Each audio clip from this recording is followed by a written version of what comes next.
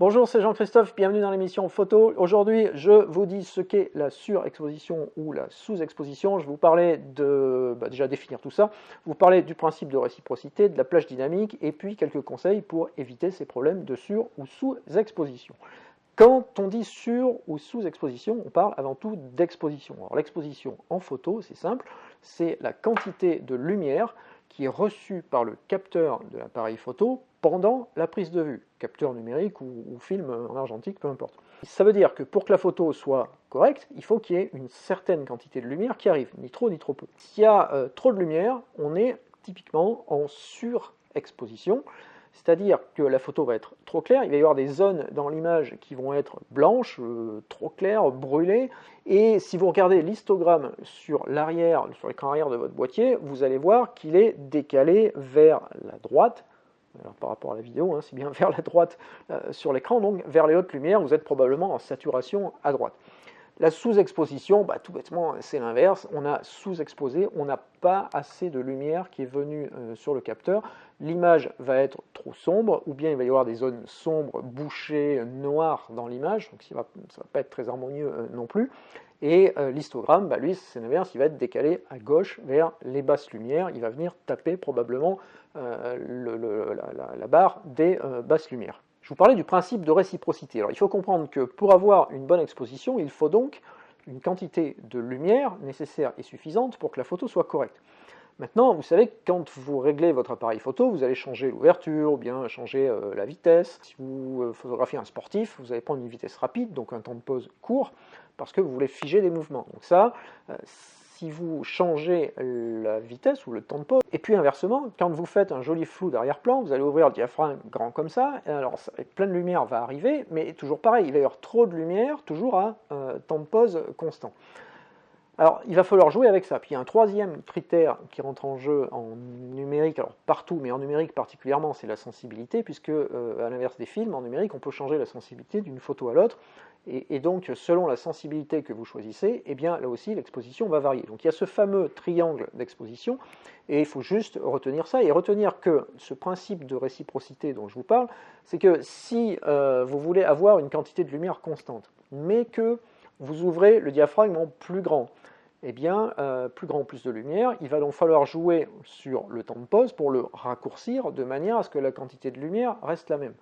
A l'inverse, si vous avez une quantité de lumière correcte, mais que vous augmentez le temps de pause parce que vous voulez faire un espèce effet de filet par exemple, ou ce genre de choses, eh bien, temps de pause plus long égale plus de lumière, il va donc falloir fermer le diaphragme pour qu'il y ait moins de lumière. Vous voyez le truc, ça s'équilibre, et c'est vraiment ça qu'il faut retenir, l'exposition en fait. Alors je vous mettrai des liens vers, il y a un super guide que j'ai là d'ailleurs, de Volker Gilbert sur la lumière à l'exposition, je vous en ai parlé récemment, je vous mettrai le lien, mais s'il y a une chose à retenir, c'est ça. Quelques mots sur la plage dynamique. Alors plage dynamique, c'est important en numérique parce que cela va déterminer si votre photo est bien exposée, surexposée ou sous-exposée. Il y a deux choses à connaître en fait. Il y a le principe de plage de contraste et le principe de plage dynamique. Le contraste d'une scène, quand vous la photographiez, c'est l'écart entre les hautes lumières et les basses lumières dans cette scène. Si vous faites un paysage qui est éclairé par derrière et où la lumière est bien uniforme, vous avez un contraste faible entre les zones très claires et les zones très sombres. En fait, il n'y en a pas, elles sont quasiment toutes éclairées pareil. A l'inverse, si vous êtes sur une plage en plein été, plein soleil, vous avez un ciel et la mer généralement super éclairés, donc très haute lumière, et puis devant il y a peut-être des rochers avec un coin à l'ombre. Donc là on est plutôt dans les ombres, le contraste va être important. Donc le contraste, voyez-le en fait comme quelque chose d'assez réduit ou quelque chose de très large entre les hautes et les basses lumières, faible contraste et fort contraste. Le capteur de votre appareil photo ne sait pas nécessairement restituer tout le contraste d'une scène, parce qu'il a ses limites, c'est un capteur, c'est physique, donc il a une limite haute et une limite basse. Il sait récupérer une certaine information quand il y a beaucoup de lumière, il sait en récupérer aussi quand il y a peu de lumière, mais au-delà de ces deux limites, il ne sait pas faire, tout bêtement. Donc la plage dynamique de votre capteur, c'est le ratio entre le signal le plus fort qu'il est capable de récupérer et le signal le plus faible, donc les plus hautes lumières et les plus basses lumières. On parle aujourd'hui, les capteurs ont des ratios, des plages dynamiques de l'ordre de 10 à 11 EV, IL, stop, mettez le cycle que vous voulez. Donc en gros, on sait qu'on est dans une plage théorique maximale de l'ordre de 10 à 11 IL, ce qui est beaucoup déjà. Ça ne veut pas dire que vous pouvez toujours l'avoir, et ça ne veut pas dire que c'est vrai pour tous les capteurs non plus, mais c'est toujours pareil, c'est un ordre de grandeur. Autre chose à savoir, c'est que votre capteur, ce n'est pas nécessairement linéaire, sa réponse, et que dans les ombres, donc dans les basses lumières par exemple, eh bien, comme il y a peu de signal, eh bien, le capteur va avoir tendance à, alors il va enregistrer peu de signal, mais ce peu de signal va avoir tendance à se confondre avec le bruit numérique du capteur. Vous savez que si vous faites une photo en bouchant l'objectif par exemple, dans le noir total, vous allez quand même avoir une photo avec des petits points, c'est le bruit numérique sur l'image, le bruit qui augmente avec la sensibilité. Et donc, quand vous faites une photo avec des zones noires, attention, parce que le signal qui vient de l'image peut se confondre avec le bruit, c'est ce qui fait qu'on voit des fois plus le bruit dans les zones sombres, donc il faut faire attention à ça, c'est à savoir aussi. Pour éviter la sur- ou la sous-exposition, comment procéder? Vous allez me dire tout bêtement, il suffit de bien exposer ou de faire confiance à la cellule, à l'automatisme de son boîtier. Eh bien non, pas toujours, parce que si c'était vrai, ça se saurait. Alors les boîtiers sont de plus en plus performants, les mesures de lumière sont de plus en plus performantes, et les problèmes de sur- et de sous-exposition, on pourrait se dire, il y en a de moins en moins. Or, c'est pas vrai, il y en a toujours autant, tout simplement parce que ce que l'on photographie n'a pas changé, la lumière du soleil n'a pas vraiment changé, donc les problèmes restent les mêmes, que ce soit un numérique récent ou un très vieil argentique, il y a toujours des problèmes d'exposition à régler. Pour exposer correctement, vous allez devoir analyser la plage de contraste de la scène que vous photographiez. Prenez pas peur, vous allez voir, vous n'allez pas être obligé de faire 200 mesures avant de faire une photo, mais intéressez-vous à ce que vous prenez en photo. Est-ce que cette scène-là, elle est très contrastée ou pas? Est-ce qu'il y a des zones dans le cas d'hyper brillante et puis d'autres hyper sombres, ou est-ce qu'au contraire, non, voilà, c'est plutôt à peu près homogène. Et là, vous avez 3 cas possibles. Alors, il y a cette plage de contraste. Je vais essayer de le faire comme ça. La plage de contraste avec les hautes lumières, les basses lumières. Et puis, il y a ce que votre capteur est capable d'enregistrer et de retranscrire sur l'image. Et vous avez 3 cas. Il y a le cas où le contraste de la scène est égal à la plage dynamique du capteur. Donc, si le contraste de la scène il est compris entre cette limite et cette limite, et que votre capteur est capable d'enregistrer de cette limite à cette limite, c'est le cas idéal, tout va bien, allez-y, vous avez un histogramme qui va être parfaitement étalé des basses lumières aux hautes lumières. Deuxième cas possible, la plage de contraste de votre scène est faible et elle est plus réduite que la plage dynamique de votre capteur qui, lui, est capable d'enregistrer tout ça. Donc, s'il sait faire tout ça, il peut faire ça. Dans ce cas-là, vous allez régler l'exposition pour que cette zone-là soit à peu près au milieu de votre histogramme. Le boîtier va le faire, la cellule va le faire, vérifier, mais normalement ça marche. Et là, vous êtes sûr d'avoir toute l'information sur la photo, il n'y a pas de zone trop claire ou de zone trop sombre. Tout au plus, vous pouvez ajuster le contraste de l'image via les réglages de tonalité, vous pouvez ajuster pour étaler un petit peu l'histogramme et puis récupérer du détail, récupérer des tons dans l'image, mais ça vous pouvez aussi le faire en post-traitement si vous voulez. Le cas le plus complexe, c'est lorsque la plage de contraste de votre scène, elle est comme ça, et que le boîtier, sa plage dynamique, elle est comme ça, c'est-à-dire qu'elle est plus réduite. Alors là, typiquement, une photo en plein soleil avec une zone à l'ombre, enfin voilà, tous ces trucs un peu tordus mais néanmoins courants.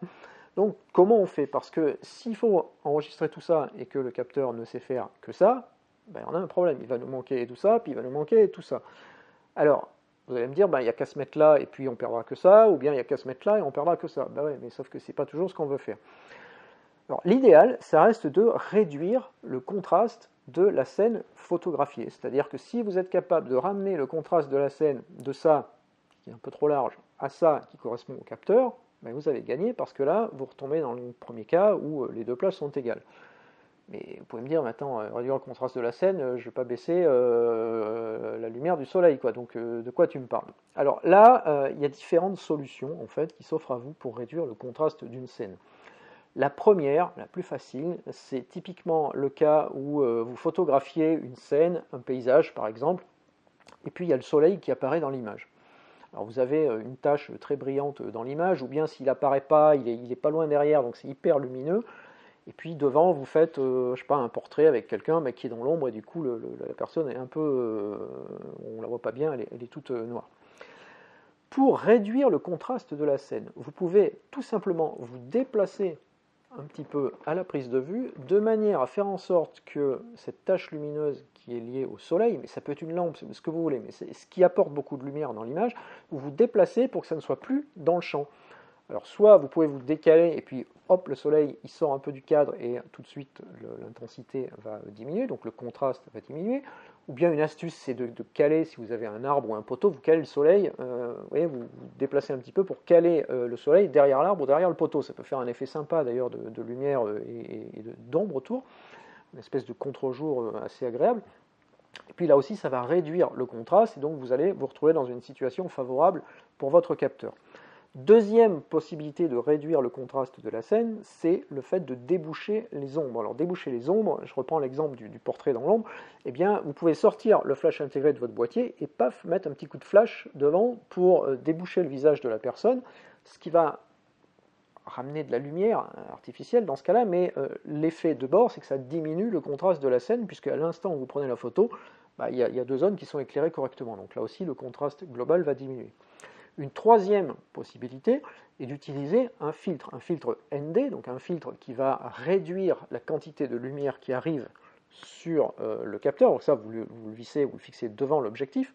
Alors, il ne faut pas un filtre qui soit intégral, il faut un filtre dégradé qui va vous permettre de couper par exemple un peu de lumière dans le haut de l'image et de laisser passer la lumière dans le bas de l'image. Je vais prendre ce cas idéal où la personne que vous photographiez, elle est dans la zone inférieure de l'image, elle est plutôt dans l'ombre, et puis la zone supérieure de l'image c'est très brillant. Si vous prenez un filtre dégradé, vous allez assombrir le haut de l'image tout en laissant le bas de l'image intact. Donc par effet de bord, là aussi, ça va diminuer le contraste de l'image, vous allez récupérer quelque chose d'un petit peu plus facile à gérer. Une quatrième solution, ça consiste à faire ce que l'on appelle des images à plage dynamique étendue, ou HDR. Alors le HDR, c'est tout simplement le fait de dire, mais puisque mon capteur ne sait pas enregistrer tout ça, mais qu'il sait enregistrer ça, eh bien je vais faire une photo avec l'exposition pour prendre ça, une deuxième pour prendre ça, et une troisième pour prendre ça. Donc à chaque fois, j'accepte de perdre un tiers, je vais résumer comme ça, c'est pas tout à fait ça, mais on accepte de perdre un tiers, mais si je prends ces trois images, j'ai toute la plage de contraste. Et donc ça, vous faites du bracketing avec 3, 5, 7 photos. Il vous faut un logiciel ensuite qui est capable de fusionner ces images pour dire, maintenant, le logiciel, lui, il va prendre le meilleur de chaque image, il va me recomposer une image dont la dynamique est étendue et correspond à la plage de contraste de la scène photographiée. Donc ça, c'est la fusion HDR, ça se trouve dans beaucoup de logiciels maintenant, et ça passe par le bracketing qui consiste à faire, alors le bracketing de base c'est 3 photos, vous faites une photo à -1, une photo à 0, une photo à +1 EV, et comme ça vous avez décalé, vous avez 3 expositions. Alors, si vous faites 5, c'est un petit peu plus précis, 7, 9, voilà, ça devient un peu plus luxueux. Donc voilà les possibilités qui s'offrent à vous de récupérer du contraste dans vos images. Alors il y a tous les mécanismes dont je vous ai parlé précédemment sur les boîtiers de correction d'exposition par exemple.